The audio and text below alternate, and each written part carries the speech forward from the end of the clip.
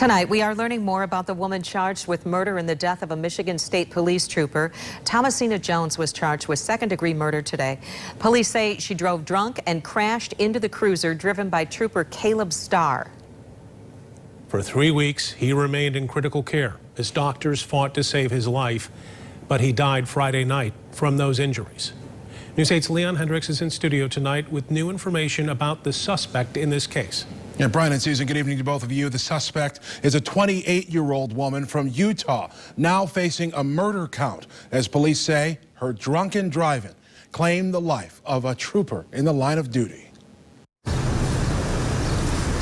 The grief and sadness behind the loss of Trooper Caleb STARR apparent over the weekend. But even as funeral arrangements are made, so too turn the wheels of justice.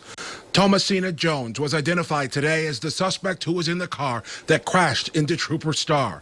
Her car mangled, but incredibly, she has been released from the hospital. Now, following STARR's death, she's facing upgraded charges, including second-degree murder. The prosecutor reporting that her blood alcohol content was 0.23, nearly 3 times the legal limit. Records show that Jones has at least one previous arrest along this line, booked in North Dakota and charged with driving under the influence in 2018. She spent 2 days in jail, received chemical dependency evaluations, and was ordered to pay $525 in fines. Today, her family says this isn't who Jones is. Her sister telling me on the phone tonight, "My sister is a loving and caring person, and what she did was not even in her intentions. She wasn't in the right state of mind, and I'm sure nobody in that type of situation would be." Her family is hoping to raise money using a GoFundMe to help them travel to support Jones. It's raised almost $1,000. In their plea for donations, "My sister isn't perfect. We all have and will make mistakes. To me, it's all about forgiving and moving forward." It was her actions that night that police say set a tragic sequence in motion. New video from the night of the crash shows a medical chopper rushing the gravely injured officer away.